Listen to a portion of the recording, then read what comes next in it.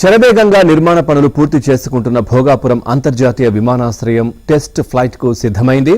December చివరి వారం లేక జనవరి తొలి వారంలో ఈ ఎయిర్పోర్ట్ నుంచి తొలి విమానం ఎగరనుంది. ఇప్పటి వరకు 92% నిర్మాణ పనులు పూర్తయ్యాయి. మిగతా పనులు కూడా జూన్ నాటికి పూర్తి చేసే తాత్కాలికంగా విమాన రాకపోకలను ప్రారంభించేలా కేంద్ర పౌర విమానయాన శాఖ సన్నాహాలు చేస్తోంది. గడువుకు ముందే పనులు పూర్తి చేయాలని పట్టుదలతో ఉంది. విమానయాన శాఖ మంత్రి కింజారపు రామ్మోహన్ నాయుడు ఎయిర్పోర్ట్ పనులను కనీసం 15 రోజులకు ఒక్కసారైనా పర్యవేక్షిస్తున్నారు. ఇక్కడ రాకపోకలు సాగించేందుకు వీలుగా అన్ని ప్రైవేటు విమానయాన సంస్థలతో ఆయన మంత్రిత్వ శాఖ చర్చలు జరుపుతోంది. విశాఖలో జరిగిన పెట్టుబడుల సదస్సులో అంతర్జాతీయ విమానాశ్రయం పరిధిలో టూరిజం, హోటల్స్ రంగాలకు సంబంధించి చాలా సంస్థలు ముందుకు వచ్చాయి. దీంతో ప్రస్తుతం రెట్టింపు ఉత్సాహంతో పనులు జరుగుతున్నాయి. మిగిలిన 8% పనులు పూర్తి చేసి టెస్ట్ రైడ్ కు సిద్ధం కానుంది.